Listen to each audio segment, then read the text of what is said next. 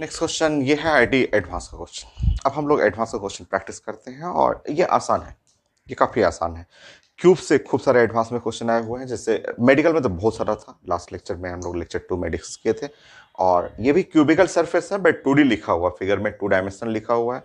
X and Y axes, X is equal to a/2 minus a/2, Y is equal to a/2 और minus a/2, ये range दिया हुआ है। यहाँ disc रखा हुआ है, डिस्क जो है ऐसे पोजीशन लिखा हुआ है कि इसका अंदर a/4 जो रेडियस a/4 है वो आधा पोर्शन अंदर है, आधा पोर्शन बाहर है। और ये एक इसका कोऑर्डिनेट लिखा हुआ था, इसका कोऑर्डिनेट लिखा हुआ था, एक्स कोऑर्डिनेट जो है वो a/4 और वाई कोऑर्डिनेट माइनस a/4, तो ये चार्ज यहाँ पे आएगा।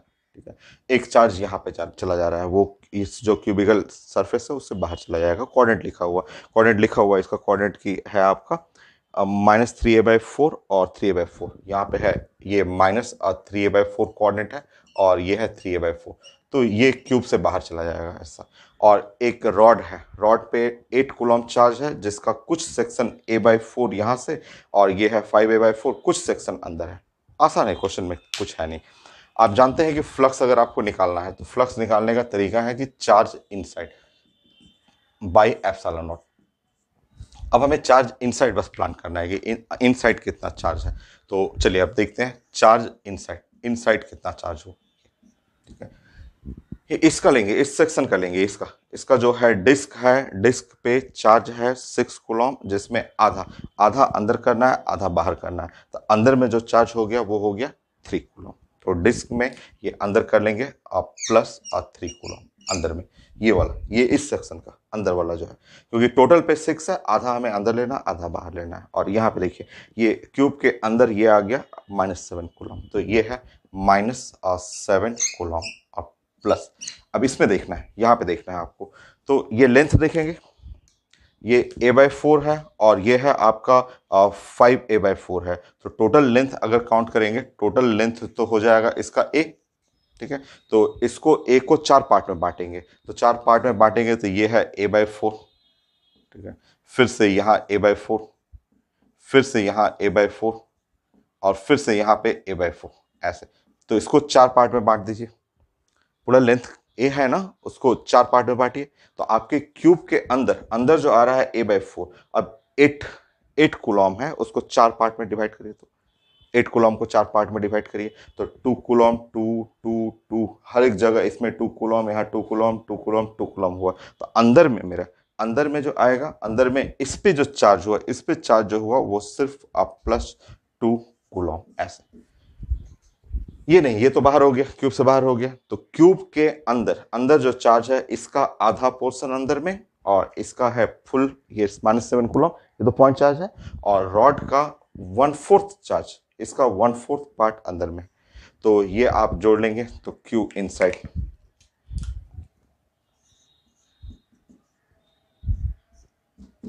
सो 3 4 5 -2 कूलम।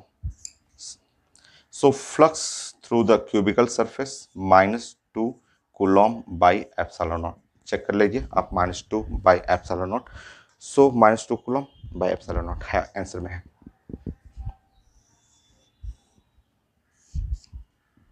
नेक्स्ट क्वेश्चन,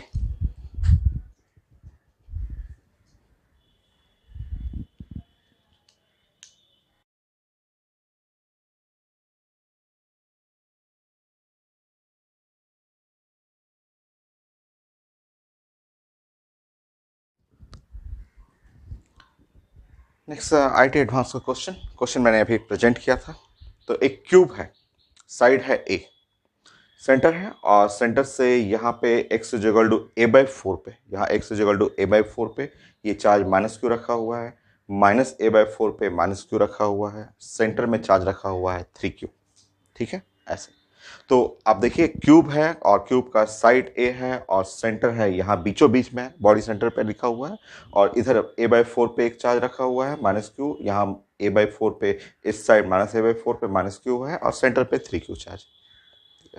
तो अगर मैं पूछूं कि ये क्यूब के अंदर में चार्ज इनसाइड, अगर पूरा क्यूब के अंदर में चार्ज हम लोग डिस्कस करेंगे तो 3q, और एक है माइनस क्यू और फिर है माइनस क्यू।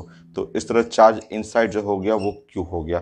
तो फ्लक्स जो टोटल फ्लक्स हम लोग करेंगे टोटल फ्लक्स, तो टोटल फ्लक्स जो हो गया वो है क्यू और इनसाइड बाई एप्सिलॉन नॉट। मतलब टोटल फ्लक्स जो हुआ वो क्यू और by epsilon not, total flux ये हो गया। तो ये तो आंसर करेक्ट है, ये आंसर सी तो करेक्ट है, ये हो गया आपका। बाकी आप फ्लक्स जो कंपेयर करने के लिए पूछा जा रहा है, देखिए आप फिगर देखिए तो सिमेट्रिसिटी एकदम सिमेट्रिकल फिगर है। तो अगर आपका प्लेन देखिए ये वाला प्लेन, ये प्लेन, इस प्लेन को हम लोग बात करेंगे कि ये प्लेन जो है वो है प्लेन, इस प्लेन का नाम हो गया इस प्लेन, जैसे x is equal to a by 2 पे सेंटर है, ये बॉडी सेंटर है और साइड a है, तो ये डिस्टेंस यहाँ से यहाँ डिस्टेंस a बाई 2, तो ये प्लेन हो गया x is equal to a by 2। और ये जो प्लेन हुआ, ये जो प्लेन ऐसे देख रहे हैं, ऐसे पीछे जाएंगे तो ये प्लेन हो गया x is equal to minus a by 2। तो इन दोनों के रास्ते से फ्लक्स, क्योंकि सिमेट्रिसिटी है, फिगर देखेंगे तो सिमेट्रिसिटी है, सिमेट्रिकल फिगर है, इधर भी माइनस क्यू, इधर भी माइनस क्यू, बीच में एकदम सेंटर पे है। तो इस साइड फ्लक्स करेंगे चाहे इस साइड, दोनों साइड में फ्लक्स क्या होगा, बराबर, एग्जैक्टली सेम होगा, क्योंकि अंदर में ओवरऑल चार्ज तो सिर्फ प्लस क्यू आ रहा है, वो है, वो भी सेंटर पे आएगा, ठीक है। तो ये लेफ्ट साइड करें चाहे राइट साइड, फ्लक्स बराबर रहेगा। चाहे इस प्लेन से बात करें y is equal to a by 2 से या y is equal to minus a by 2 से, हर जगह, क्योंकि क्यूब है, सिमेट्रिकल फिगर है। चाहे इस फ्रंट प्लेन के बारे में बात करें कि ये z is equal to a by 2 और ये बैक वाला प्लेन जो हो गया वो z is equal to minus a by 2, वो हर साइड जो है एकदम सेंटर के रिस्पेक्ट में बराबर है। तो आप इसमें लिख सकते हैं कि ऐसे फिगर में flux through x is equal to a by 2 और exactly same flux is equal to x is equal to minus a by 2, और ये भी flux exactly same flux is equal to y is equal to a by 2, या exactly same flux is equal to y is equal to minus a by 2। ये जितने 6 face हैं centre के respect में, 6 face जितने हैं, x positive side, negative side, y positive negative side, या z flux through z is equal to a by 2, या फिर flux through z is equal to minus a by 2, ये सारे साइड से फ्लक्स एकदम सेम होगा, एकदम सेम होना ही है। आप देख लीजिए फिगर में जो सिमेट्रिसिटी है और ये बॉडी सेंटर पे रखा हुआ है, तो हर जगह से, क्योंकि ओवरऑल चार्ज सिर्फ प्लस क्यू है, वो भी सेंटर पे आएगा ओवरऑल चार्ज, तो आप सेंटर के रिस्पेक्ट में सारा डिस्टेंस एग्जैक्टली सेम है, सब बराबर है। तो बराबर होने से हर डायरेक्शन में, हर जगह से, जैसे क्यूब है तो 6 साइड है, 6 साइड से बराबर फ्लक्स निकलेगा, ठीक है। तो ये मल्टीपल चॉइस में था, एक तो नेट फ्लक्स तो हो गया, ये तो सही है आपका, flux A z is equal to a by 2, x is equal to a by 2, एकदम सेम। ये वाला गलत है और ये वाला भी सही है, ऐसा। नेक्स्ट आईटी एडवांस क्वेश्चन था, नेक्स्ट क्वेश्चन।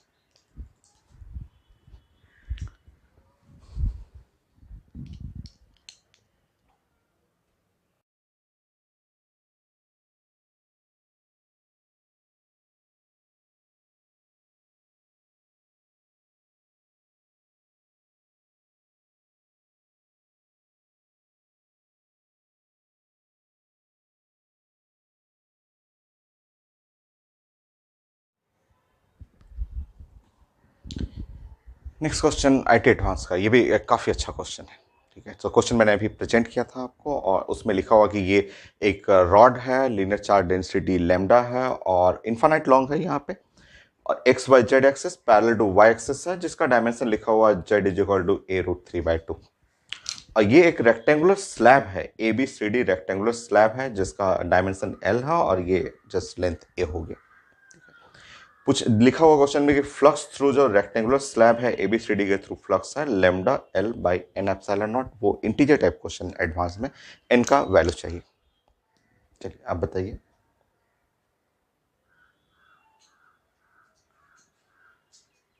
इस जोन में पहले आप चार्ज बता देंगे तो ठीक है, रुकिए, पहले स्टेप बाय स्टेप, ठीक है। आप मुझे ये बताएंगे, रुकिए, अगर ये टोटल लेंथ है L है, A है, A लेंथ सिमेट्रिसिटी है, तो श्योर ये वाला जो लेंथ है, ये वाला लेंथ का नाम हो जाएगा a बाई 2, a बाई 2 हो जाएगा, होगा ना, ठीक है। और मुझे अगर यहाँ से अगर मुझे ये एंगल निकालना हो, अगर ये वाला एंगल निकालना हो, ये अल्फा एंगल निकालना हो, ऐसे, ठीक है। तो आप जरा ध्यान से देखिए, ये 90 डिग्री है, अगर आप इस डायमेंशन को ध्यान से देखेंगे तो ये वाला, ये डायमेंशन हुआ ये a और रूट 3 बाई 2, ये है अलॉन्ग द जेड एक्सेस, और ये है अलोंग द एक्स एक्सिस, तो ये 90 डिग्री है और ये a/2 है, ये है a/2 हुआ। तो मुझे ये वाला एंगल चाहिए था, ये वाला एंगल अल्फा, अल्फा चाहिए पहले, सबसे पहले। तो अगर आप tan लगाएंगे, tan अल्फा, तो ये है a/2 और यहाँ हो जाएगा a√3/2 ऐसे।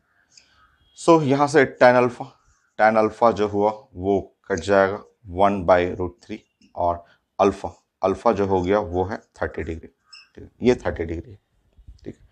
तो ये अल्फा 30 डिग्री है, बट अगर मैं पूरा यहाँ से यहाँ का डायमेंशन करूँ, ऐसे ऐसे बात करूँ, ऐसे यहाँ से ऐसे टोटल एंगल, अगर मुझे ये थीटा चाहिए, ये एंगल थीटा चाहिए, पूरा एंगल थीटा, तो थीटा ये अल्फा है और प्लस अल्फा 2 अल्फा। सो अगर थीटा चाहिए तो थीटा जो है वो है 2 अल्फा, का मतलब हुआ ये है 60 डिग्री, ऐसे 60 डिग्री, इस तरह से 60 डिग्री, ठीक। अब ये हो गया, ठीक है। अच्छा, अब समझिए, यहाँ पे है तो आसानी क्वेश्चन है, बट थोड़ा डिफरेंट है, थोड़ा सा अलग टाइप क्वेश्चन है, ठीक है। अब ये जोन में जो चार्ज चाहिए, देखिए यहाँ इस जोन में ये वाला चार्ज चाहिए, सिर्फ यहाँ से यहाँ तक का चार्ज, ठीक है। फिर उसके बाद मैं बातें करूंगा, यहाँ से यहाँ तक का चार्ज चाहिए, ये सिर्फ यहाँ तक, क्योंकि ये लेंथ है L, ये लेंथ देख लीजिए, ये लेंथ जो है वो है L लेंथ है यहाँ से, ठीक है, ये जोन का, इस जोन का लेंथ। तो और लीनियर चार्ज डेंसिटी है आपका लैम्डा, तो लैम्डा इज इक्वल टू, जो जानते हैं, charge per unit length, charge in by length L है। तो यहाँ से इनसाइड चार्ज जो हो गया वो हो गया लैम्डा इंटू L। ये अभी रुकिए, अभी देखिए, अभी समझिए इसमें, ठीक है। देखिए ये जो स्लैब है, जो प्लेट हुआ, मान लीजिए ऐसा, ये जो आपका जो लिखा हुआ रेक्टेंगुलर प्लेट जो हुआ, ये मान लीजिए रेक्टेंगुलर प्लेट लिखा हुआ है, तो रेक्टेंगुलर प्लेट का जो एंगल है, ये रेक्टेंगुलर प्लेट हुआ, ऐसे प्लेट जो होगा, मान लीजिए छोटा छोटा कर देता हूँ मैं, ऐसे, चलिए इस तरह का ये है रेक्टेंगुलर प्लेट हुआ, और ये वायर जा रहा है, वायर ऐसे, वायर ऊपर से गया है, ठीक है। तो यहाँ से एंगल, जो एंगल बन रहा है, आप समझिए, एंगल का मतलब ये एंगल, 3D क्वेश्चन है, काफी अच्छा है, इजी है, कॉन्सेप्ट खूब बढ़िया है। ये है रेक्टेंगुलर प्लेट, रेक्टेंगुलर प्लेट हो गया आपका, ऊपर से वायर जा रहा है, और ये एंगल है, ये एंगल जो हुआ, ये ऐसे एंगल, ये एंगल जो बना रहा है ये रेक्टेंगुलर प्लेट, वो एंगल कितना है आपका 60 डिग्री है ना, 60 डिग्री, ये एंगल जो है वो 60 डिग्री, ये मैंने बनाया कि यहाँ पे थीटा जो एंगल है वो है 60 डिग्री, ठीक है। अगर ये टोटल खूब बड़ा रहता, ऐसे पूरा ऐसे सर्किल रहता, पूरा इस तरह से सर्किल रहता, पूरा सर्किल रहता, तो सर्किल रहता तो टोटल एंगल कितना होता, 2 पाई। पूरा सर्किल रहता तो ये सरफेस क्या हो गया, क्लोज सरफेस, ये क्लोज हो गया, तो टोटल एंगल होता कितना, 2 पाई। और 2 पाई एंगल से, जस्ट समझिए, यहाँ पे इमेजिनेशन करना है। नाउ मैं इसको हटाऊं, वो मैंने निकाल दिया है आपका, अब मैं इसको हटा सकता हूँ, चाहे मैं इसको हटा रहा हूँ, ठीक है, यहाँ से हटा रहा हूँ, ठीक है। अब यहाँ से देखिए नेक्स्ट लाइन, देखिए ये मैंने आपको समझाया, फिर से समझ लीजिए। ये जो रेक्टेंगुलर स्लैब है आपका, ये जो रेक्टेंगुलर स्लैब जो है, वो रेक्टेंगुलर स्लैब जो हुआ, ये वायर ऐसे, वायर जा रहा है, ये वायर ऐसे जा रहा है, तो वो कितना एंगल बना है, 60 डिग्री। और वायर का जो ये इस सेक्शन जो है उसका लेंथ है L, ठीक है। तो चार्ज इनसाइड निकल चुका है इसमें, ये है 60 डिग्री एंगल है। अगर ये पूरा ऐसे रहता, ऐसे 360 रहता, पूरा 360 रहता, तो इस क्लोज सरफेस के थ्रू फ्लक्स होता 5। तो देखिए यहाँ पे, देखिए अगर टोटल, मान लीजिए ये टोटल रहता, ऐसे पूरा ऐसे राउंड रहता, ऐसे राउंड, ऐसे पूरा राउंड रहता, और रहता ये 360 डिग्री, ठीक है। इसके थ्रू जो फ्लक्स पास करता,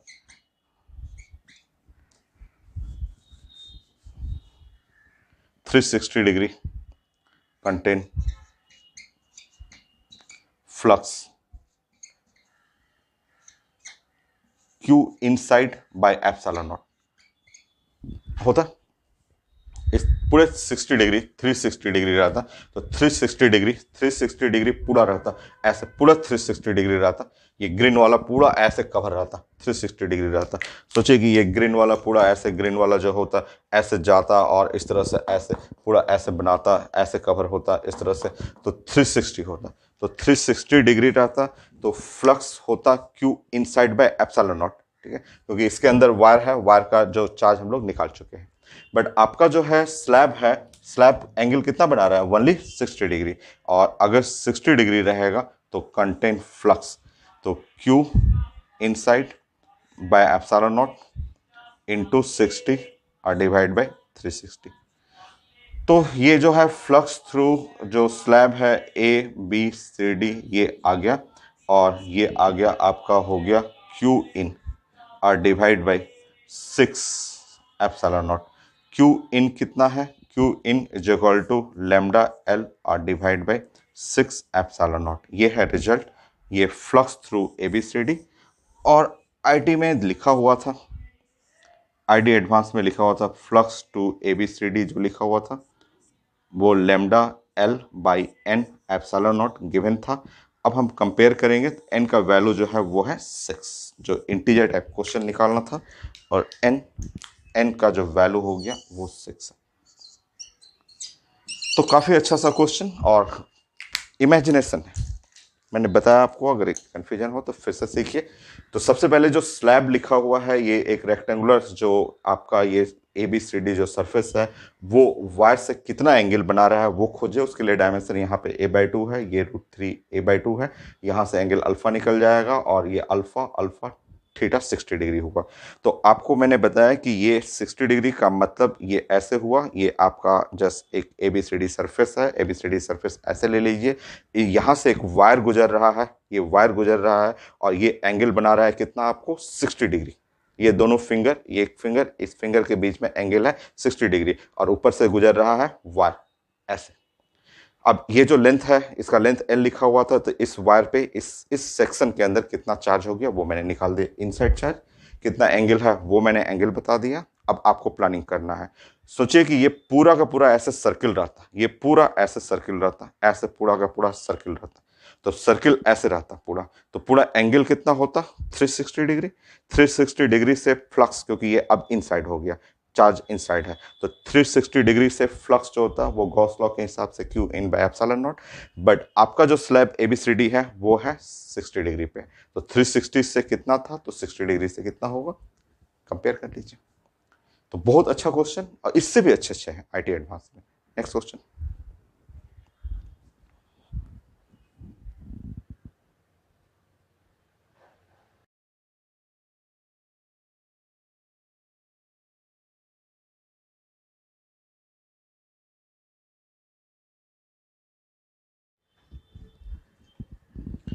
नेक्स्ट ये क्वेश्चन है IT एडवांस का, और मल्टीपल चॉइस क्वेश्चन में दो पार्ट तो आप जानते हैं, जैसे ऑप्शन A और C, ये तो जानते हैं आप कैसे, तो हम लोग डिस्कस कर चुके हैं।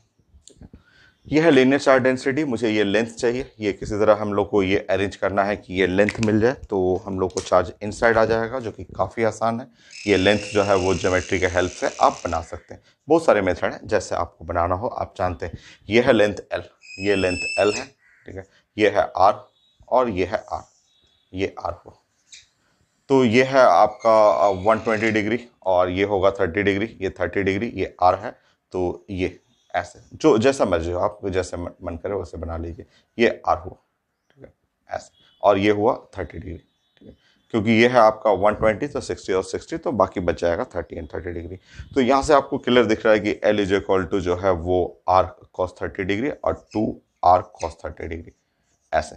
तो ये हम लोग डिस्कस कर चुके थे कि L इज इक्वल टू ये है R और √3 हो गया, ठीक है। इसलिए चार्ज जो है वो इनसाइड, जो आप जानते हैं लेमडा, लेमडा जो है linear charge density, charge per unit length ऐसे, क्योंकि ये लेमडा है और हमें चार्ज बस इनसाइड इस जगह पे चाहिए था, जिसके लिए ये लेंथ है L ऐसे। तो Q इनसाइड जो हुआ वो Q इनसाइड हुआ, वो हुआ आपका लेमडा और इंटू L, और L का मतलब हुआ R√3, सो √3 और R और लेमडा ऐसे। तो इस तरह अगर चार्ज इनसाइड इनसाइड ये आ गया, तो फ्लक्स आप पढ़ चुके हैं ये क्वेश्चन कि फ्लक्स थ्रू जो स्फीयर, जो सेल के थ्रू जो फ्लक्स है वो है इनसाइड चार्ज जो हुआ √3 lambda R by epsilon naught. ये तो पढ़ा हुआ आपका। तो ये आंसर ए है और ये आंसर सी नहीं है, तो ए और सी दो तो क्लियर हुआ आपका। बाकी ये दो नया है कि लिखा हुआ है कि E Z Z component of electric field zero at all point on the surface of cell, ये पूछा गया है।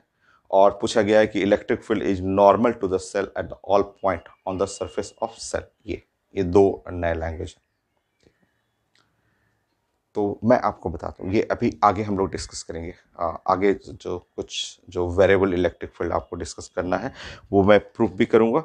तो मैं आपको बस ये बता दूँ कि ये जो आपका एक इनफाइनाइट लॉन्ग वायर होता है, ये इनफाइनाइट लॉन्ग वायर है। मान लीजिए इनफाइनाइट लॉन्ग वायर है जिसपे कि सरफेस चार्ज डेंसिटी जो है वो ऐसे लैम्डा है।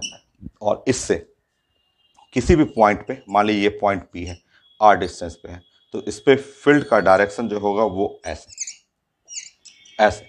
और जो मैग्नीट्यूड होता है यहाँ पे वो रिजल्ट होता है lambda by 2 pi epsilon naught are.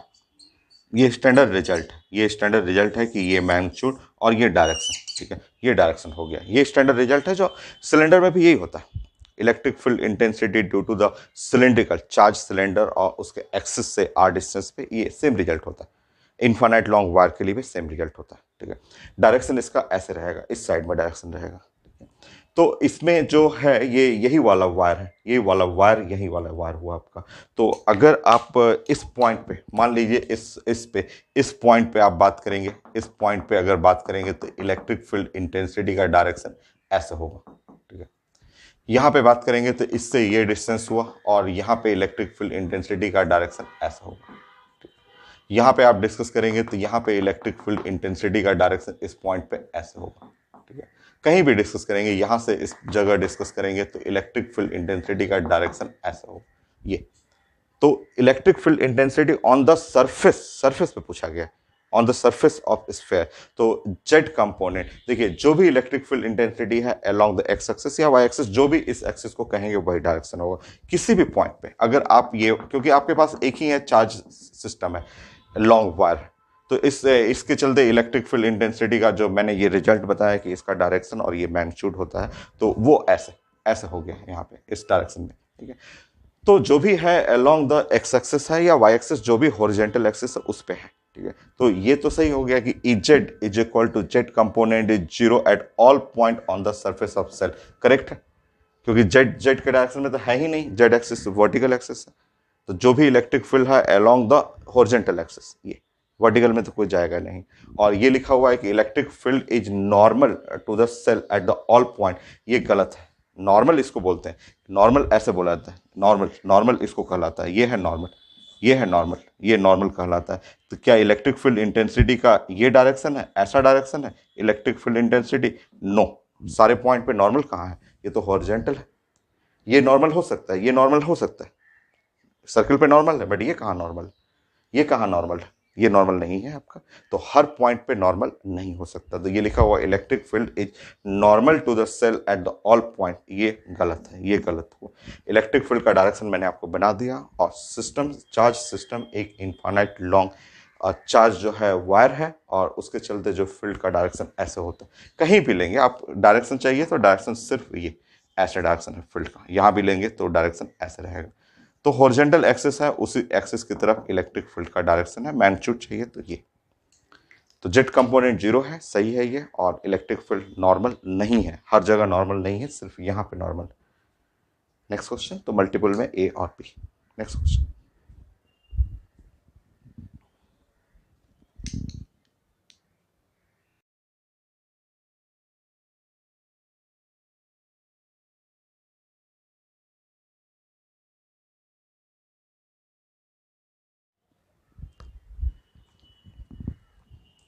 Next IIT advance question, और ये डिफिकल्ट है।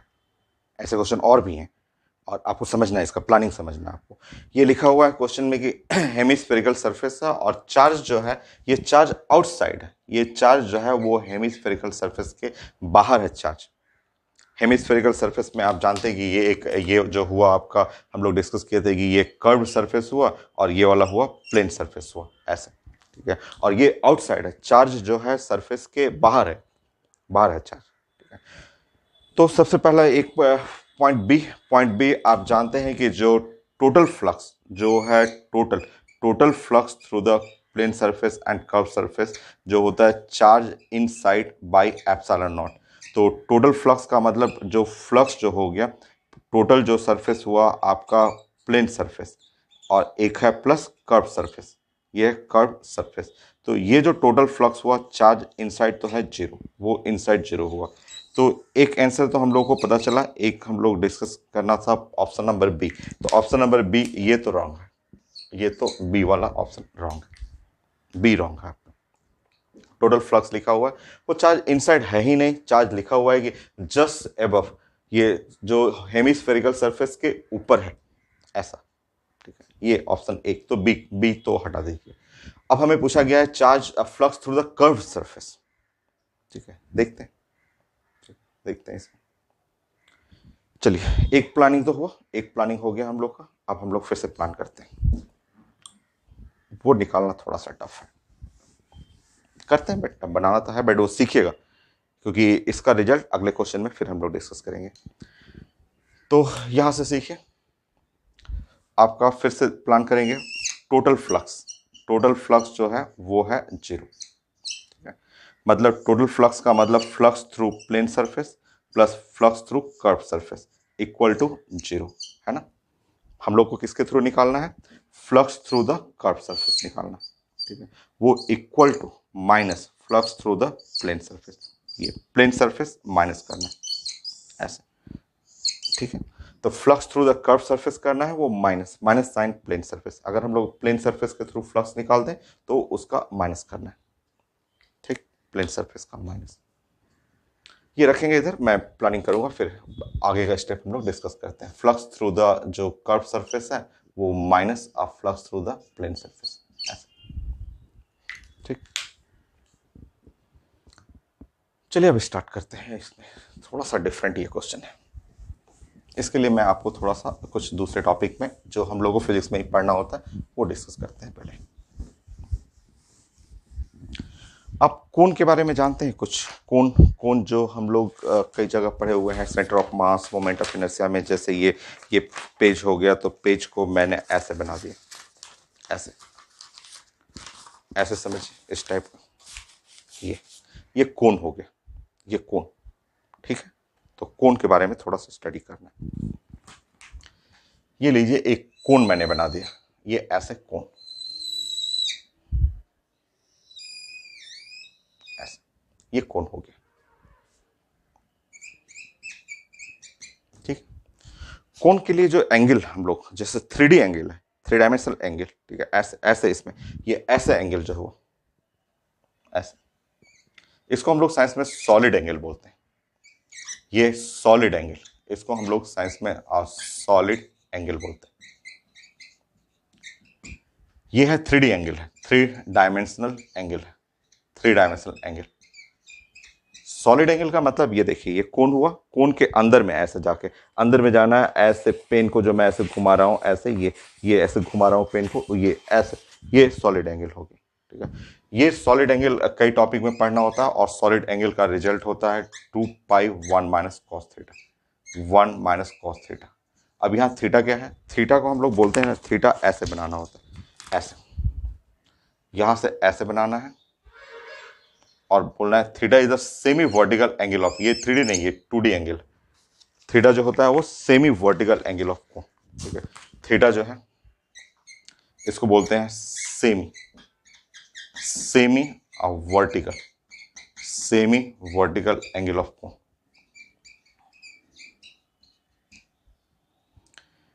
सो सेमी वर्टिकल एंगल ऑफ कोण, कोण का ये सेमी वर्टिकल एंगल है, क्लियर।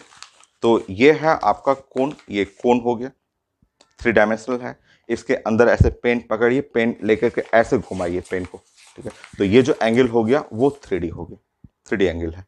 और जो इसमें आपका थीटा जो है, थीटा ऐसे, इसको ऐसे दबा दीजिए, दबाने के बाद ऐसे, दबाने के बाद ये ऐसे कर लेना है, और यहाँ लाइन ऐसे खींचना है, और खींचने के बाद ये वाला, ये 2D वाला एंगल जो होता है थीटा होता है। ये सिंपल रिजल्ट है जो कई टॉपिक में आपको फिजिक्स में भी यूज होता है, कि ये सॉलिड एंगल का मतलब, ये सॉलिड एंगल ऐसे, सॉलिड एंगल जो हो गया वो ऐसे एंगल हुआ, ऐसे पूरा एंगल, ये 3D एंगल जो हो गया वो सॉलिड एंगल है, तो इसका रिजल्ट सॉलिड एंगल और ये थीटा, ये रिलेशन है। क्या आप बता सकते हैं देख करके कि अगर मैं आपसे पूछूं कि सॉलिड एंगल, ये सॉलिड एंगल का मैक्सिमम वैल्यू, ये सॉलिड एंगल का मैक्सिमम वैल्यू क्या हो सकता है, तो बता सकते हैं कि उसमें क्या है, 2 पाई हुआ। और अगर मुझे मैक्सिमम करना है तो 1 माइनस ये डाटा मिनिमम कर लेते हैं, मतलब -1 कर लेते हैं, ऐसे कर लेते हैं। तो माइनस माइनस ये प्लस हो गया और इस तरह ये डाटा हो गया और 4 पाई, ये 4 पाई ऐसे, ठीक है। मैक्सिमम एंगल जो हो गया वो 4 पाई, ठीक है। कहाँ आता है मैक्सिमम एंगल, तो मैक्सिमम एंगल कब आएगा, ये तो मैक्सिमम एंगल तब आएगा जब इसको ऐसे, इसको बड़ा करते जाइएगा और पूरा 3D स्फेयर में बन जाएगा, ठीक है।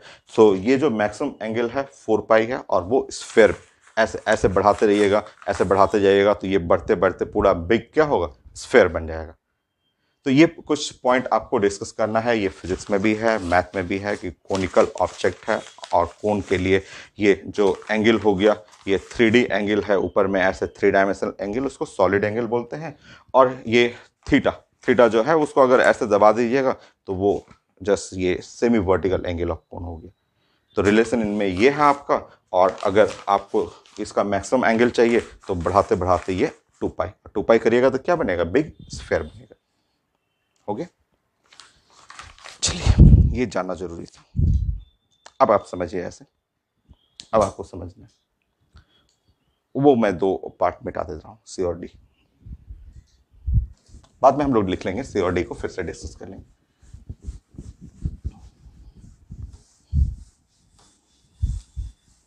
अब देखिए आप अपने क्वेश्चन को देखिए, ये सब ध्यान रखिएगा, ठीक है।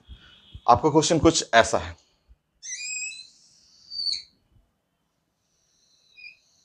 ऐसे ये है, आप जानते हैं ये आर हुआ और ये भी है आर, ठीक। चार्ज यहां रखा हुआ, चार्ज को मैंने यहां रखा है प्लस को चार्ज। आप बता सकते हैं ये वाला एंगल, अगर हम लोग ये एंगल बनाएं, ये प्लानिंग करें, तो ये एंगल आर है, ये आर है, तो श्योर ये वाला एंगल हो जाएगा 45 डिग्री, हुआ ना, 45 डिग्री, 45 डिग्री हुआ। ये बन गया आपका ऐसे, इस तरह बन गया, प्लस क्यू, और ऐसे बन गया ऐसे, सर इमेजिन करिए ऐसे, इस तरह से ऐसा, ठीक है। तो ये वाला जो सॉलिड एंगल है, ये जो सॉलिड एंगल बनेगा यहाँ के लिए ऐसे, ये सॉलिड एंगल जो बना, वो सॉलिड एंगल जो हो गया वो है 2 पाई और 1 minus cos theta, 1 minus cos, cos जो है वो थीटा, थीटा है 45 डिग्री, और ये सॉलिड एंगल जो बन गया वो हो गया 2 पाई और 1 माइनस 1/√2, ये हुआ ना सॉलिड एंगल ऐसा, ये सॉलिड एंगल, ठीक है, ऐसा, ठीक है। इसके लिए तो सोचिए ऐसे, देखिए इस तरह सोचिए, ये है प्लेन सरफेस, ध्यान रखिएगा, ये आपका है प्लेन सरफेस, ये ऐसे इस तरह से इमेजिन करेंगे तो ये आपका एक कोन हुआ, कोन का सेमी वर्टिकल एंगल 45 डिग्री है, कोन का ये कोन हुआ, कोन का जो सेमी वर्टिकल एंगल, ये जो सेमी वर्टिकल एंगल जो है वो आप देख रहे हैं कि यहाँ पे 45 डिग्री है, और उसके अकॉर्डिंग आप जो सॉलिड एंगल बना सकते हैं, ये सॉलिड एंगल बनाएंगे, ये है प्लेन सरफेस ऐसे, ठीक। अब आप ऐसे बोलेंगे कि ये जो देख रहे हैं आपका ये मैक्सिमम जो है वो 4 पाई है, ऐसे, ये मैक्सिमम का मतलब ये ऐसे बनता, पूरा ऐसे जाता, पूरा ऐसे बिग बिग ऐसे टाइप का बनता, तो ये है 4 पाई। अगर ये पूरा पूरा ऐसे बनता तो 4 पाई होता, ठीक है। तो 4 पाई जो सॉलिड एंगल है, तो अब ऐसे सोचना है कि 4 पाई सॉलिड एंगल, ये 4 पाई सॉलिड एंगल, 4 पाई सॉलिड एंगल कंटेन फ्लक्स, जो 4 पाई सॉलिड एंगल से जो फ्लक्स हो गया वो हो जाएगा Q अब बाई एप्सिलॉन नॉट, क्योंकि ये पूरा रेड जोन जो हुआ, वो रेड बड़ा सा ये जो जोन हुआ, ये जो सॉलिड एंगल हुआ, यहाँ जो सॉलिड एंगल बनेगा, ये जो सॉलिड एंगल वो है 4 पाई। सॉलिड एंगल की बात करें, 2D नहीं, 2D करेंगे तब तो वो लगेगा कि आपको वो 2 पाई है। वो स्फेयर की इमेजिन करिए, एक फुटबॉल इमेजिन करिए, और उसका सॉलिड एंगल जो हो गया वो 4 पाई, क्योंकि ये चीजें सॉलिड एंगल 3D पे है। तो अगर ये 4 पाई सॉलिड एंगल है तो उसके थ्रू फ्लक्स, क्योंकि उसके स्फेयर के सेंटर पे आ जाएगा वो चार्ज, रेड वाला जो स्फीयर बड़ा सा बना उसके सेंटर पे आ गया क्यू बाय एप्सिलॉन नॉट। तो अब बताइए कि अगर ये सॉलिड एंगल इतना रहा, ये इतना रहा, देन उसके थ्रू जो फ्लक्स हुआ, तो इसके थ्रू जो फ्लक्स हुआ, flux is equal to Q by epsilon naught, और यहाँ नीचे में 4 पाई और यहाँ पे हो जाएगा ऐसे। तो flux through the plane surface. अब यहां से आप कर सकते हैं कि flux through the plane surface, so flux through the plane surface is equal to, ये आ गया just Q by 4 pi epsilon naught, और ये जो है सॉलिड एंगल 2 पाई 1 माइनस 1/√2 ऐसे ये। तो flux through the plane surface, plane surface के थ्रू फ्लक्स जो हो गया, सो क्यू बाई यहाँ पे हो गया 2 एप्सिलॉन नॉट और 1 माइनस 1/√2। ये देखिए flux through the plane surface हो गया। और अभी आपने डिस्कस किया था कि flux through the curve surface is equal to minus flux through the plane surface. तो flux through curve surface minus q by 2 epsilon naught 1 minus 1/√2। ये ऑप्शन ए करेक्ट है। ऑप्शन ए करेक्ट, बहुत अच्छा सा question. Option a जो है वो correct, a correct है, बी रॉन्ग है। तो ये कितना अच्छा सा क्वेश्चन था जिसमें 3D मैथमेटिक्स सॉलिड एंगल का कॉन्सेप्ट यूज किया गया। तो ये है चार्ज इनसाइड आउटसाइड है, आउटसाइड टोटल फ्लक्स 0 था, बट अगर आपको flux through the plane surface चाहिए तो ये मेथड कि आप 3D इमेजिन करना पड़ेगा। इस प्लेन सरफेस को यहां ले आइए और सॉलिड एंगल इसका कैलकुलेट करिए, और पूरा सॉलिड एंगल रहता तो इनसाइड फ्लक्स होता है क्यू बाय एप्सिलॉन नॉट। वो सॉलिड एंगल जो ओमेगा है उसके थ्रू फ्लक्स निकालना था, और प्लेन सरफेस हो गया तो कर्व सरफेस नेगेटिव करना था। तो ए पॉइंट चेक कर लिया मैंने, बी पॉइंट चेक हो गया। नाउ नेक्स्ट क्वेश्चन में भी फिर यूज होगा, ये आईटी एडवांस का क्वेश्चन है, तो आप समझिए इसमें।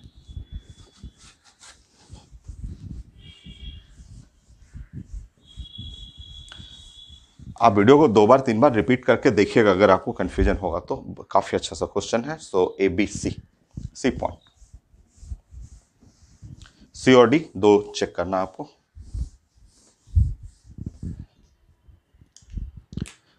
तो ये है हेमिस्फेरिकल सरफेस और चार्ज यहां रखा हुआ, आउटसाइड है, चार्ज बाहर में है ऐसे। ये रेडियस आर लिखा हुआ। चलिए सी पॉइंट को चेक करते हैं। सी पॉइंट क्या लिखा हुआ? Component of electric field normal to the flat surface, लिखा हुआ the component of electric field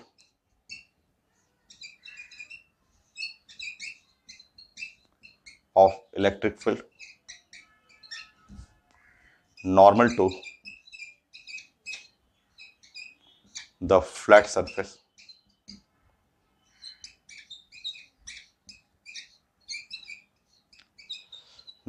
the flat surface is constant over the surface, is constant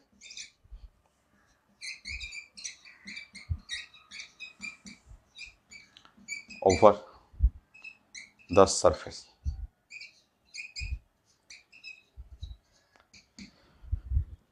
check कर लेते हैं, देखते हैं। देखिए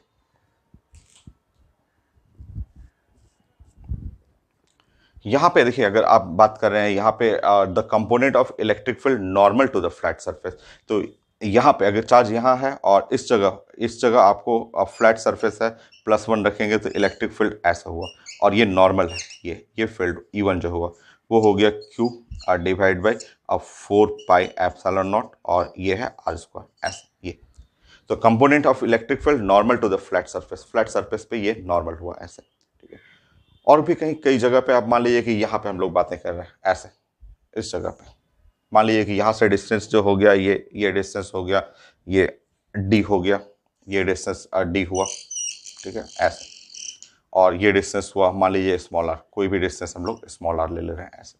ठीक है, तो यहाँ +1 रखेंगे, तो +1 रखेंगे तो +1 पे जो ये प्लस क्यू चार्ज जो है वो ऐसे इधर की तरफ लगाएगा, और ये E2, ये जो E2 फील्ड हुआ वो हो गया आपका Q डिवाइड बाय 4πε0 d²। ठीक है, ये d²। बट हमें ये नहीं चाहिए था, हमें लिखा हुआ कि the component of electric field normal to the flat surface.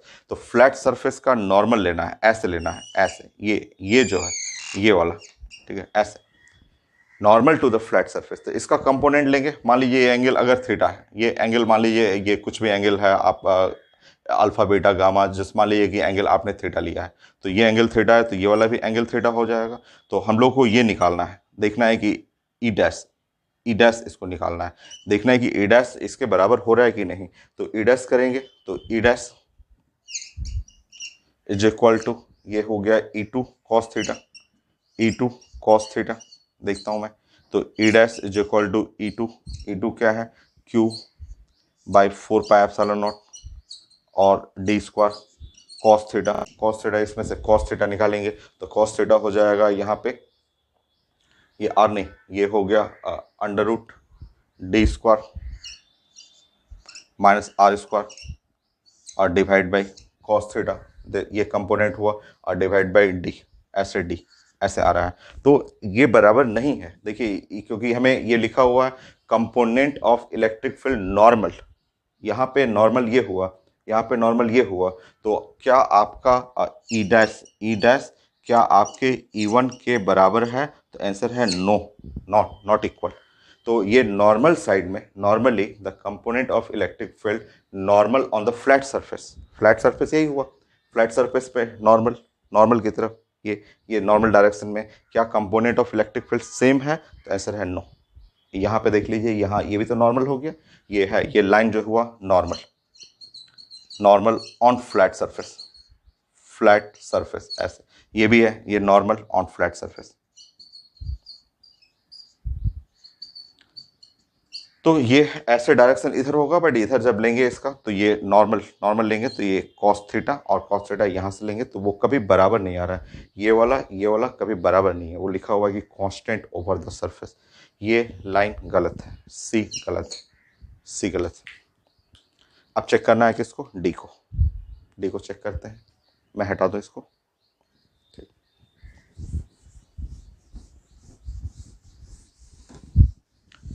फिर से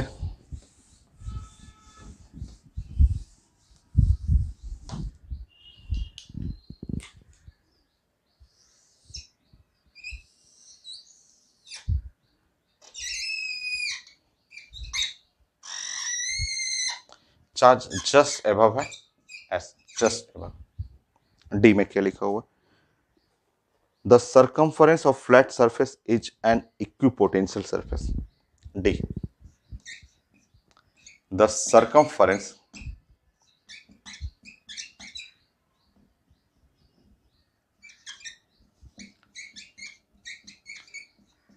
of flat surface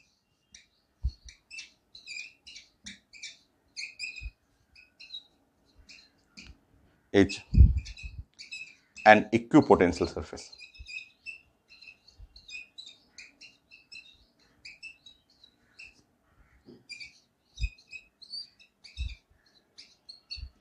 so circumference of flat surface is equipotential, मतलब ये कहना चाह रहे हैं हम लोग कि ये जो सर्कमफरेंस है, ये 0.1, ये 0.2, 0.3, 0.4 ऐसे, तो 1.2, 0.3, 0.4, 0.5 पॉइंट, तो ये कहना चाह रहे हैं कि क्या potential of 1, potential of 2, potential of 3 और potential of 4 and potential of 5, circumference of flat surface का सर्कमफरेंस, क्या ये हर पॉइंट, ये क्या इक्विपोटेंशियल है? ये वाला सर्कमफरेंस जो हुआ, क्या ये इक्विपोटेंशियल है? तो आंसर है हाँ, है। ठीक है, क्योंकि ये देखिए, ये है R, और यहाँ से कहीं से किसी का भी डिस्टेंस लेंगे, मान लीजिए ये डिस्टेंस भी लेंगे, अगर यहाँ से ऐसे डिस्टेंस लेंगे तो ये वाला भी कहलाएगा कितना आपका, वो ऊपर R है तो ये है R, और ये 90 डिग्री पे है, तो 90 डिग्री पे है तो हर जगह डिस्टेंस जो होगा वो D, ये जो डिस्टेंस लेंगे तो √r² √r² प्लस r² और ये r√2, R√2, कहीं भी पॉइंट का, कहीं भी पॉइंट, इस जगह से इससे किसी भी पॉइंट का यहाँ से डिस्टेंस लेंगे तो ये भी डिस्टेंस सेम रहेगा। हर जगह का डिस्टेंस आप चेक कर लीजिए, ये भी डिस्टेंस डी डी डी, जो सरकमफ्रेंस के बारे में बात कर रहे हैं, कोई भी डिस्टेंस चाहे यहाँ से ले लेंगे, ये सब डिस्टेंस यहाँ से, क्योंकि ये है R तो ये वाला डिस्टेंस भी R होगा और 90 डिग्री। आप देख लीजिए, कोई भी आप इमेजिन करिए, फुटबॉल है, फुटबॉल को आधा कट कर लीजिए, और जो सरकमफरेंस है कॉर्नर टॉप से सरकमफरेंस का हर एक का डिस्टेंस देखिएगा 3D है सिमेट्रिकली, तो सरकमफरेंस पे हर जगह डिस्टेंस बराबर है, और ये रिजल्ट जो है वो इक्वल टू Q बाई 4πε0 और R√2, एकदम करेक्ट है, ये तो एकदम करेक्ट है। ये हर जगह एक, और ये तो वेक्टर क्वांटिटी है नहीं, स्केलर है तो मैग्नीट्यूड ही है, तो हर पॉइंट पे पोटेंशियल जो होगा वो सेम होगा। बेस्ट क्वेश्चन आईटी एडवांस का। नेक्स्ट क्वेश्चन,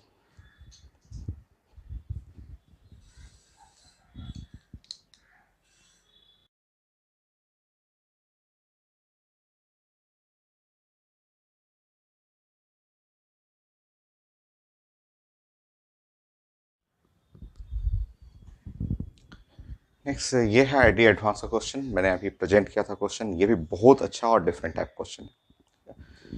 ये लिखा हुआ है कि एक चार्ज सेल है और जिसका रेडियस r है, और एक सिलेंड्रिकल सेल है जिसका हाइट h है और रेडियस जो है वो स्मॉल r है। दोनों कॉन्सेंट्रिक हैं, दोनों का सेंटर एक ही जगह पे है, ठीक है। और फ्लक्स थ्रू सिलेंडर हमें निकालना है, और 4 केस, अलग अलग केस लिखा हुआ है, और ड्राइंग अलग अलग करना है हम लोग को हर एक केस का। तो ये दोनों कॉन्सेंट्रिक है, दोनों का सेंटर कॉन्साइड करेगा, ये r है, ये हाइट h है, और ये आपका स्मॉल r है। अब जो कंडीशन लिखा रहेगा उसके अकॉर्डिंग आपको ड्राइंग करना है। तो कंडीशन लिखा हुआ है h greater than 2r, height जो है वो 2r, ये जो यहाँ से यहाँ लेते तो 2r, बट हाइट उससे बड़ा है आपका, और रेडियस जो है वो 3r/5 ये। और अभी देखिए, इससे आप लोग अगर ड्राइंग करेंगे ये गिवन कंडीशन से, तो ड्राइंग कुछ ऐसा आएगा, ठीक है, ऐसा ड्राइंग हुआ।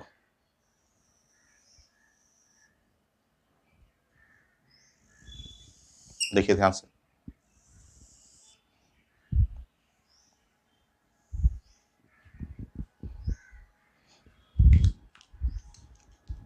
ड्राइंग देखिए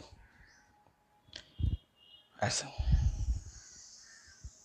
ऐसा, ये है सेंटर हो गया, ठीक है ना, ठीक है। एच जो है वो 2r, ये लेते तो आप 2r होता, ये एक r है, और ये वाला भी r है, क्योंकि ये स्फेयर है, स्फेयर का रेडियस r, और ये रेडियस r हुआ। और पेपर में लिखा हुआ है कि हाइट जो है वो 2r से, ये जो सिलेंडर का हाइट जो हुआ वो 2r से बड़ा है, तो देखिए हाइट ग्रेटर देन 2r, एक कंडीशन ये होगी, ठीक है। और सेंटर ये कॉन्साइड कर रहा है यहाँ पे ऐसे, और लिखा हुआ है यहाँ पे रेडियस 3r/5, ये जो 3r/5 जो है वो आप देख रहे हैं कि 0.6r ऐसे। तो ये जो है आपका जस्ट इसका रेडियस, ये देखिए, ये यहाँ से ये वाला रेडियस जो है, ये छोटा सा रेडियस जो हुआ, ये वाला रेडियस ये है स्मॉलर, ये स्मॉलर हो ऐसे, ठीक है ऐसे। और ये वाला कैपिटल आर हुआ, ये देख रहे हैं कि ये कैपिटल आर होता, ये ऐसे जाते, ये तो ये कैपिटल आर, तो स्मॉल आर जो है वो कैपिटल आर से छोटा है, देखिए ये वाला जाते तो कैपिटल आर होता ऐसे, तो ये कैपिटल आर हुआ, और ये वाला 0.6 आर, तो ड्राइंग ये परफेक्ट ड्राइंग हुआ, ठीक है। और अब हमें चाहिए कि इसके थ्रू, सिलेंडर के थ्रू, क्योंकि चार्ज यहाँ पे ऐसे, चार्ज हर जगह ऐसे डिस्ट्रीब्यूटेड है, चार्ज हर जगह डिस्ट्रीब्यूटेड है, और हमें चाहिए flux through cylinder, flux through ऐसे सिलेंडर के थ्रू चाहिए, ऐसे सिलेंडर के थ्रू फ्लक्स जो चाहिए मुझे इस सिलेंडर के थ्रू फ्लक्स, और वो चेक करना है। तो ये कि कितना आ रहा है, क्या Q/5ε0, बहुत अच्छा सा क्वेश्चन है ये, ठीक है। चलिए, ऐसे 4 केस है, 4 स्टडी करना है केस, तो ये आपका ड्राइंग जो सा केस रहेगा वैसा ड्राइंग करना आपको। अब देखिए यहाँ पे, ठीक है, हम लोग को चार्ज इन साइड का प्लानिंग करना है, ठीक है, चार्ज सिर्फ इन साइड का ऐसे, जैसे आपका क्वेश्चन जो हुआ, तो आपके क्वेश्चन में ये प्लान करना है कि आपका ये सिलेंडर हुआ, ऐसे सिलेंडर हो गया, और ये जो हुआ आपका, आपको सिर्फ इस पे वर्क करना है, आपका जो ये जो पार्ट हुआ, क्योंकि ये स्फेयर जो है वो स्फेयर ऐसे है, बट आपको सिर्फ अंदर का ये जो चार्ज इनसाइड है, ये वाला चार्ज, और इनसाइड ऐसा चार्ज, बस इस पे प्लान करना है ऐसा, इस तरह। आपका जो इसके ऊपर जो चार्ज है, ये जो स्फेयर है, इस स्फेयर के ये इस सेक्शन पे जो चार्ज है वो हमें बनाना है, हम लोग जानते हैं ऐसे, ठीक है। तो ये हमें जो फ्लक्स चाहिए था, तो फ्लक्स जो ये है वो charge inside by epsilon naught, यही है, ऐसे निकालना, ठीक है, ऐसे। और टोटल चार्ज क्यू था, इस पे टोटल चार्ज जो है वो क्यू है, टोटल चार्ज क्यू है, ऐसा। देखिए इससे पहले जो क्वेश्चन आपने डिस्कस किया था सॉलिड एंगल, वही कॉन्सेप्ट यहाँ भी है, वही सेम कॉन्सेप्ट है, ठीक है। अब यहाँ देखिए आपका, ठीक है, देखिए ये है आर, ठीक है। ये जो रेडियस है, ये आपने जो बताया, ये जो रेडियस जो था ये आपने बताया वो है स्मॉल आर, ये small r radius of cylinder, ठीक है।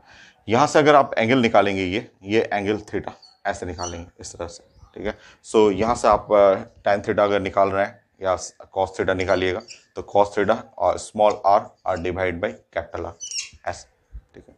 सो आप देखेंगे cos थीटा, नहीं cos थीटा नहीं, ये तो हुआ sin थीटा हो गया, प्लीज करेक्शन। तो sin थीटा, तो small r by capital R, small r 0.6 capital R divide by ये कैपिटल आर, और ये हुआ 0.6, इस तरह जो थीटा हुआ वो है 37 डिग्री, ये 37 डिग्री हो गया, ठीक है, थीटा 37 डिग्री, ठीक है। और अब इसके लिए ये जो आप सॉलिड एंगल बनाएंगे यहाँ पे, ऐसे सॉलिड एंगल, ऐसे सॉलिड एंगल बनाएंगे इस सेक्शन के लिए, तो ये जो सॉलिड एंगल है आप जानते हैं ये सॉलिड एंगल होता है 2 पाई और 1 minus cos theta, cos theta होता है, ठीक है।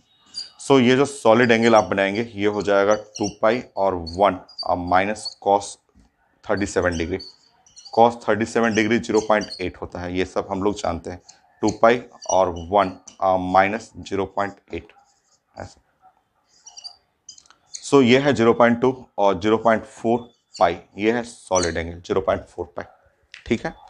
और आप जानते हैं कि ये जो टोटल सॉलिड एंगल होता है, ये टोटल सॉलिड एंगल जो होता है, टोटल सॉलिड एंगल होता है 4 पाई। आप जानते हैं कि सॉलिड एंगल का जो मैक्सिमम वैल्यू होता है, मैक्सिमम, इससे पहले वाले क्वेश्चन में डिस्कस किया था आपने 4 पाई, और ये होता है फुटबॉल, फुटबॉल आपको लेना है, और है भी तो फुटबॉल ही है, ये हॉल स्फेयर है, चारों तरफ चार्ज डिस्ट्रीब्यूटेड है, और टोटल सॉलिड एंगल था, अंदर में सेंटर से 3D एंगल बनाएंगे तो 4 पाई।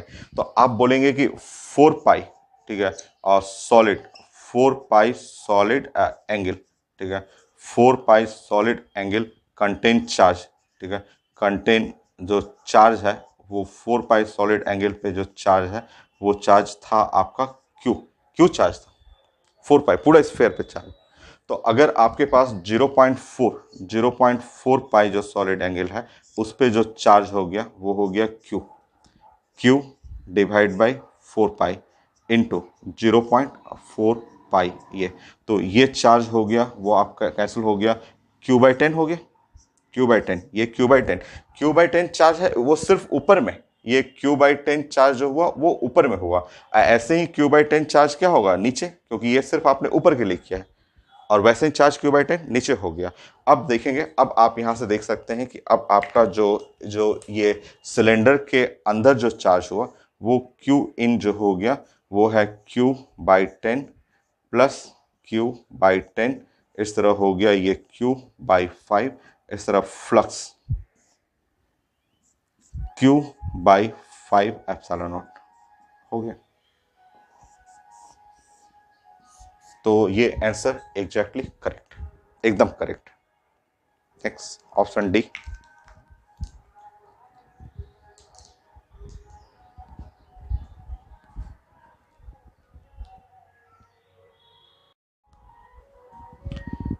चलिए, सो नेक्स्ट एक एक पार्ट हुआ, एक ऑप्शन हुआ, ठीक है। सो ए है, ऐसे ही एक ऑप्शन और मुझे लग रहा है कि अगर डी को भी हम लोग चेक कर लें अभी, तो डी को चेक कर लेते हैं, उसमें इसी टाइप का है। तो डी में एक ऑप्शन डी में लिखा हुआ है कि H greater than 2r, H है ग्रेटर देन 2r, और आर जो है 4r/5, ये ग्रेटर देन 4r/5, ये लिखा हुआ 4r/5 ऐसे लिखा हुआ, ऐसा इस तरह लिखा हुआ है, ठीक है। तो इसमें भी आंसर लिखा हुआ flux, flux is equal to है क्यू बाई 5 एप्सिलॉन नॉट, ऐसे लिखा हुआ, ठीक है। तो इसको चेक कर लेते हैं जरा। तो इसको चेक करने के लिए है तो वही चीज है, ग्रेटर देन 2r हुआ, और ये आप मान सकते हैं यहाँ पे अगर मुझे चेक करना हो तो let small r is equal to आप 4r/5 पे भी चेक कर सकते हैं, क्योंकि उससे हल्का सा ज्यादा है, तो उसी पे चेक करके देख लीजिए। तो ये है small r is equal to, ये है 0.8 और r ऐसे। तो चलिए इस पे चेक कर लेते हैं हम लोग। सब कुछ तो वही है, सब कुछ वही, ये थोड़ा चेंज होगा कहाँ कहाँ। तो ये है आपका चेंज होगा, ये 0.8, ये है, कलर चेंज कर दे रहा हूँ, ये है 0.8, तो ये हुआ 0.8, और 0.8 अगर साइन करेंगे तो ये हुआ 53 डिग्री, ये 53 डिग्री। सॉलिड एंगल बनाएंगे तो ये cos 53 डिग्री, cos 53 डिग्री होता है 0.6, 0.6 ऐसा, ठीक है। सो ये हुआ आपका 0.4, सो 0.4 और 2 0.8 पाई,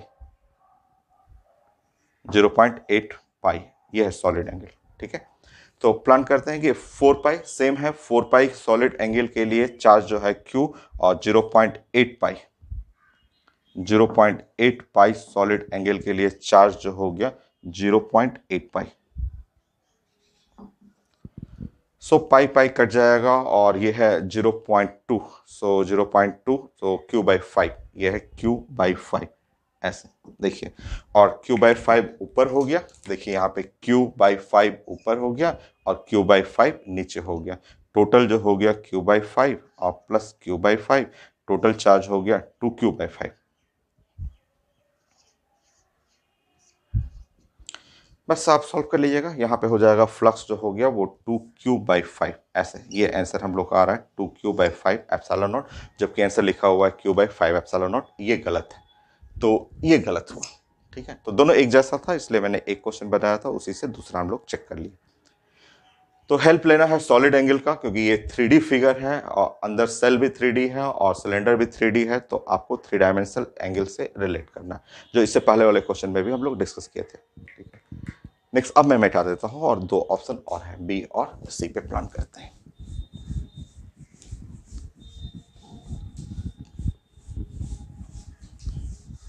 ड्राइंग बनाना है मेन इसमें भी, बी और सी में भी।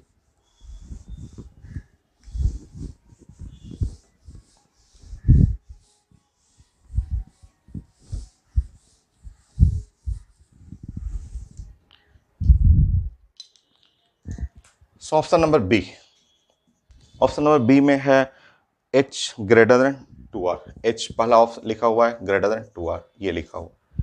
दूसरा क्या लिखा हुआ है, small r greater than capital R, ये लिखा हुआ। Flux is equal to Q/ε0। चलिए ड्राइंग करना है हम लोग को। तो हाइट ग्रेटर देन 2r है और ये r, तो इसका मतलब पहले ये बना लेते हैं हम लोग,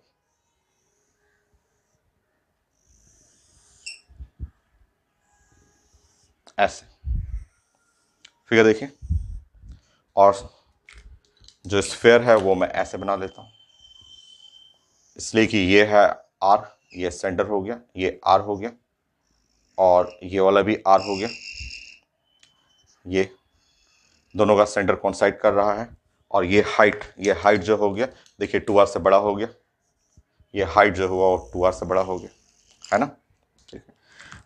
फिर से देखेंगे, ये है सर्किल, सर्किल का रेडियस है r, ऐसे सर्किल का रेडियस हो गया, सर्किल नहीं स्फेयर है, स्फेयर का रेडियस r है। और ये रेडियस ऑफ सिलेंडर, सिलेंडर का रेडियस जो है वो देखिए, ये रेडियस ऑफ सिलेंडर, तो सिलेंडर का रेडियस कैपिटल R से बड़ा हुआ, ठीक है। सिलेंडर जो है वो बिग सिलेंडर, उसका रेडियस जो है वो इस कैपिटल R से बड़ा है ना आपका। और अब आपका चार्ज, इस पे जानते हैं कि ये चार्ज Q है, हम लोग पढ़ा हुआ है। तो ये फुल पूरा का पूरा स्फेयर जो हो गया वो सिलेंडर के अंदर आ गया, जैसा कंडीशन लिखा हुआ उससे आप ड्राइंग करेंगे तो ये आ रहा है। ये तो आसान है, ये तो 1 सेकंड का हो गया, ड्राइंग करते पता चल गया। फ्लक्स थ्रू सिलेंडर, सिलेंडर के थ्रू फ्लक्स जो हुआ वो है Q inside by epsilon naught. Q inside का मतलब हुआ Q बाई एप्सिलॉन नॉट, हो गया, सही है, ये इनसाइड पूरा का पूरा इनसाइड रहा, ऐसे बी एकदम करेक्ट। तो ड्राइंग करना है और ए हो गया और बी हो गया, डी हो गया, सी को चेक करना है। सी के लिए प्लान करते हैं, मैं उधर फिगर पहले बना देता हूँ कंडीशन। डी, डी के लिए क्या क्या लिखा हुआ है, capital H less than 8r/5, capital H जो है वो लेस देन 8r/5 ऐसे लिखा हुआ, 8r/5, ये 3r/5, स्मॉल आर 3r/5 ऐसे लिखा हुआ। और इस केस में फ्लक्स इक्वल टू 0 लिखा हुआ।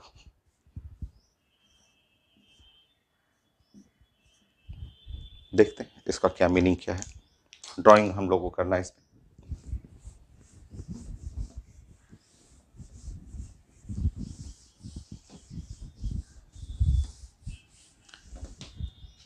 यहां पे एक बार फिर से मैं यहां चेक करता हूं क्या क्या लिखा हुआ है। एच जो है वो लेस देन, ऐसे लेस देन, ये 8 का मतलब हुआ 1.6 आर, सो 2 आर से कम, 1.6 आर इससे भी कम हुआ। और स्मॉल आर जो है इक्वल टू ये है 0.6 आर ऐसे। इसका मतलब ऐसे हो गया, तो देख के जैसा क्वेश्चन लिखा हुआ है इसका मतलब ऐसे हो गया, ये है आपका बिग स्फेयर ऐसे।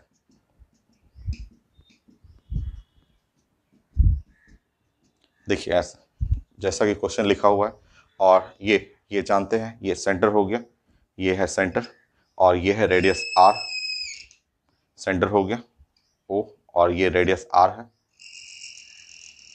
और ये भी रेडियस है आर है ऐसे, और ये भी रेडियस है कैपिटल आर ऐसे। अब इसमें एक सिलेंडर रखना है, और सिलेंडर का हाइट जो है ये 2r से छोटा, हाइट जो है ये 2r है, हाइट जो देख रहे हैं हाइट 1.6 आर है, तो हाइट सिलेंडर का इसका मतलब सिलेंडर, और उसका रेडियस भी है 0.6 आर, तो रेडियस मतलब सिलेंडर ऐसे, एक छोटा सा सिलेंडर ऐसे बनाना। सेंटर दोनों का कॉन्साइड करेगा क्वेश्चन में जैसा लिखा हुआ है। तो सिलेंडर ये हो गया जिसका हाइट जो है वो 2r से छोटा, हाइट लेस देन 1.6 आर, और इसका जो इनर रेडियस है, ये अंदर का रेडियस जो ऐसे सिलेंडर का रेडियस वो भी आर, ये जो कैपिटल आर से छोटा, ये तो आसान है, फ्लक्स तो 0 होगा ही क्योंकि इसके थ्रू फ्लक्स निकालना है। तो फ्लक्स, अब इसके अंदर में तो कोई चार्ज है ही नहीं, जो भी चार्ज है, जो भी चार्ज क्यू इसके क्या है, बाहर है, तो फ्लक्स थ्रू सिलेंडर, तो flux through cylinder must be equal to 0। तो आंसर ये भी है डी, सॉरी सी है ना, ये सी था ना, तो आंसर सी करेक्ट है। तो बढ़िया क्वेश्चन, बहुत अच्छा सा क्वेश्चन गॉस लॉ पे। सो आंसर जो था ए, हम लोग का ए तो करेक्ट आया ही था, और बी भी आया था, सी आया था, डी नहीं आया था, डी जो रॉन्ग था। ये था question. Next,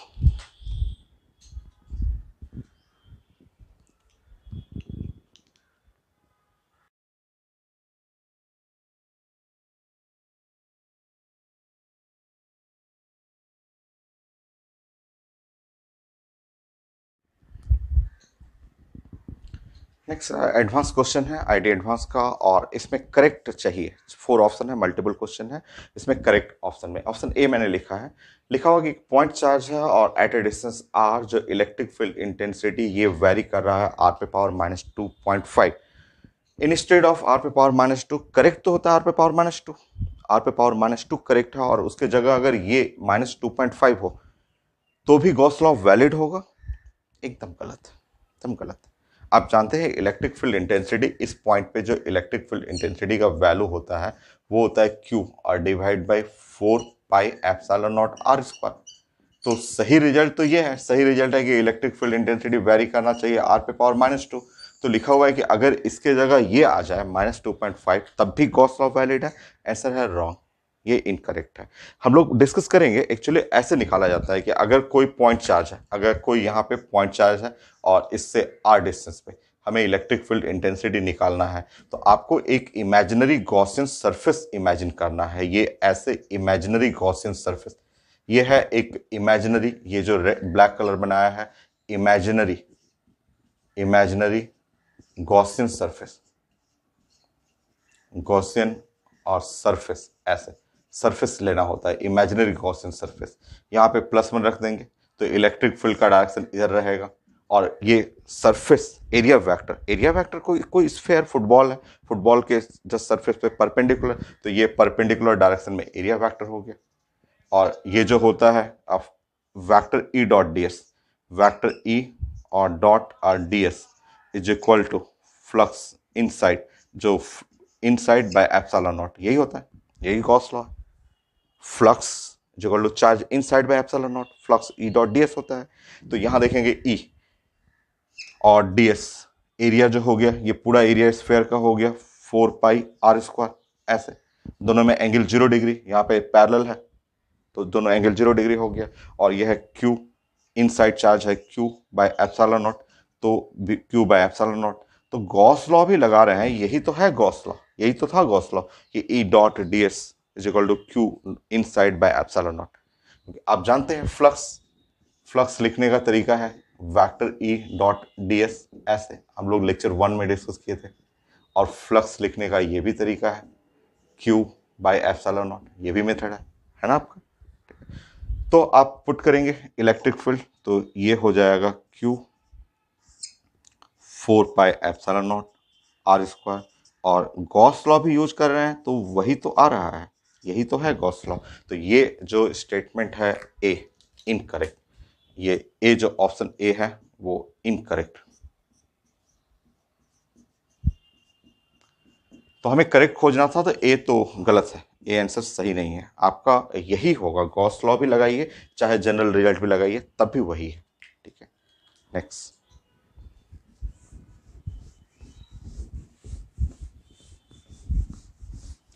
point B,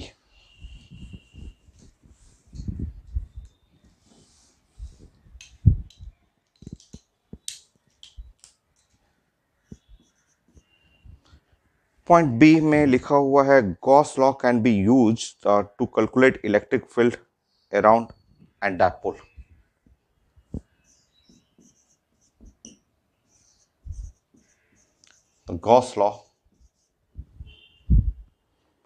The Gauss law can be used to calculate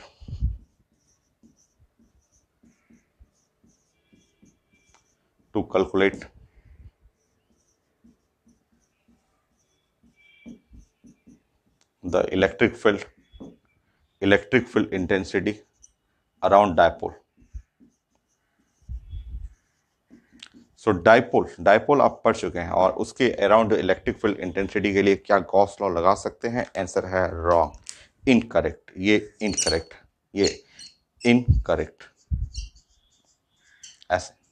तो डाइपोल के लिए नहीं लगा सकते। इलेक्ट्रिक डाइपोल के लिए आप पढ़े हुए हैं, इलेक्ट्रिक डाइपोल का आप सब रिजल्ट जानते हैं कि इलेक्ट्रिक डाइपोल हम लोग डिस्कस किए थे, -q है और ये है +q है, और ये इलेक्ट्रिक डाइपोल हुआ, ये 2l है, और ये है वेक्टर डाइपोल मोमेंट का डायरेक्शन ऐसे हो गया, और यहाँ से r डिस्टेंस पे, ये r डिस्टेंस है, और यहाँ पे ये पॉइंट पे जो है वो इलेक्ट्रिक फील्ड इंटेंसिटी का डायरेक्शन कुछ ऐसे ऐसे हो जाएगा, इलेक्ट्रिक फील्ड इंटेंसिटी ऐसे होगा, और ये एंगल है अल्फा, ये एंगल है थीटा, ऐसे हम लोग पढ़े हुए, ठीक है। तो इलेक्ट्रिक फील्ड इंटेंसिटी जो है, इलेक्ट्रिक फील्ड इंटेंसिटी का पढ़ा हुआ है हम लोग का P divide by 4πε0 r³ √1 + 3 cos square theta, ये सब पढ़े हुए हैं हम लोग ऐसे।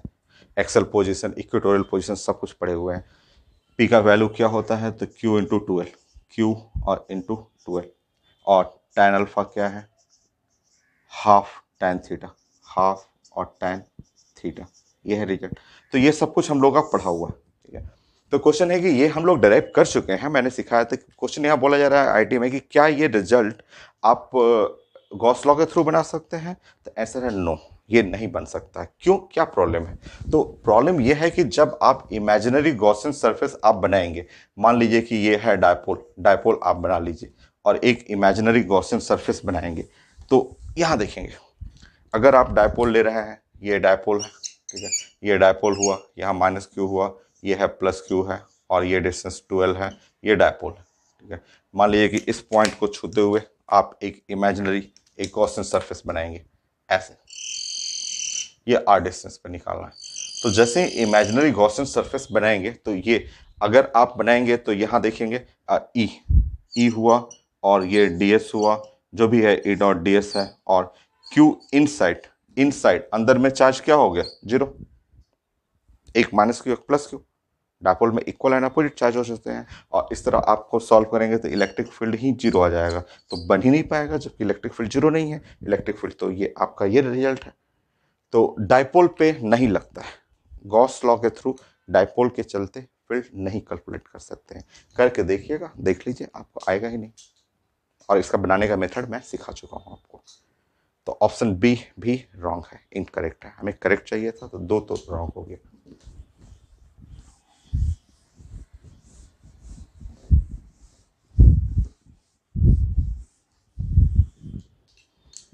Option C,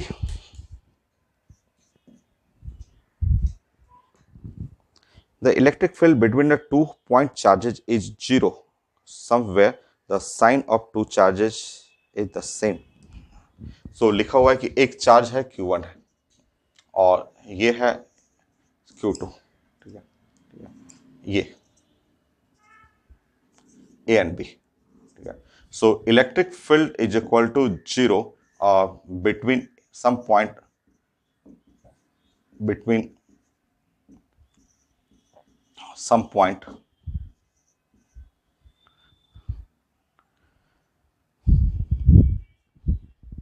so filled zero लिखा हुआ है at some point on line AB, at some point on line AB, line AB। अगर इलेक्ट्रिक फील्ड इस लाइन AB पे जीरो है, देन पूछा गया है, then Q1 and Q2 must have same sign, then two charges, then the sign of two charges is the same, then the sign of two charges is the same।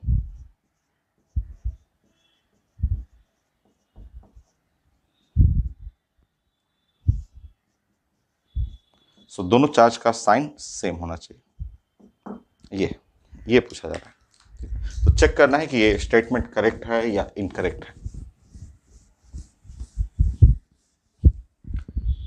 सो है Q1 है, Q2 है, point A है, point B है, electric field zero at some point on line AB line जो है उस पे कुछ पॉइंट पे फील्ड जीरो है, तो दोनों चार्ज का साइन सेम है। ये तो सही लग रहा है, ये तो एकदम सही है, क्योंकि अगर ये मान लीजिए अगर ये पॉजिटिव है और ये भी पॉजिटिव है, अगर Q1 पॉजिटिव है और Q2 भी पॉजिटिव है, Q1 Q2 दोनों पॉजिटिव है, तो some point on line AB, जैसे ये मान लीजिए इस पॉइंट पे कहीं भी एक पॉइंट 1 ले लेंगे ऐसे इस पॉइंट पे, ठीक है। तो Q1 ये प्लस और प्लस, तो यहाँ रिपल्सन हुआ, यहाँ इलेक्ट्रिक फील्ड का डायरेक्शन 1, और ये भी प्लस है और प्लस ये भी रिपल्सन होगा, इलेक्ट्रिक फील्ड का डायरेक्शन 2। तो यहाँ पे इस जगह पे इलेक्ट्रिक फील्ड जीरो होने का चांसेस है। तो electric field zero at some point on line AB, then sign of two charges is the same. सही है, या तो दोनों पॉजिटिव रहे तब जाके जीरो होगा, या दोनों निगेटिव हो तब भी जाके जीरो होगा। ये करेक्ट है, ये एकदम करेक्ट है,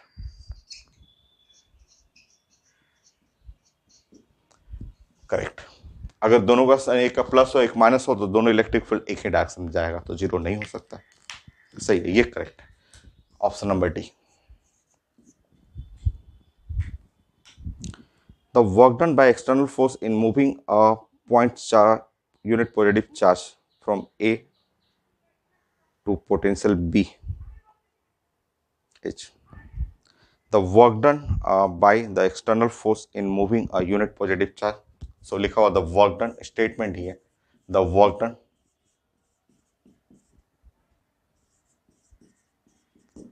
by external force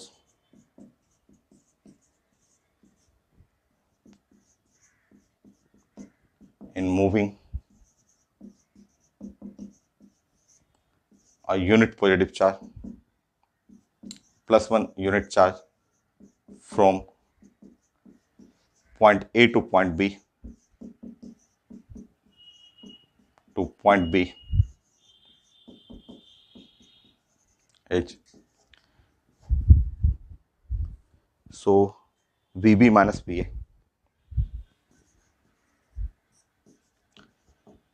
तो इसको चेक करना है, ये चेक करना है। तो पोटेंशियल है, V is the for potential. तो देखता हूं मैं, ये भी हम लोग खूब पढ़े हुए हैं वर्क डन के लिए। तो हम लोग डिस्कस किए हुए हैं work done. Work done is equal to change in potential energy, U final minus U initial. Final हमें जाना है बी पे और इनिशियल है ए पे, क्यू, और ये होता है वी फाइनल माइनस क्यू और वी इनिशियल। क्यू का वैल्यू क्या है? 1 यूनिट, मूविंग 1 यूनिट चार्ज है। तो work done q V final minus V initial plus 1 coulomb V B minus V A. So जो वर्क डन हुआ is equal to V B minus V A. एकदम correct है, एकदम सही है आपका। तो ये स्टेटमेंट डी भी क्या है आपका? करेक्ट। तो आपने देखा आईडी एडवांस में कितना अच्छा अच्छा गॉस लॉ से क्वेश्चन आया हुआ है। तो एडवांस का गॉस लॉ को मैंने कंप्लीट किया। अभी एप्लीकेशन ऑफ गॉस लॉ और है, बहुत सारा चीजें हैं, तो नेक्स्ट क्लास डिस्कस करते हैं।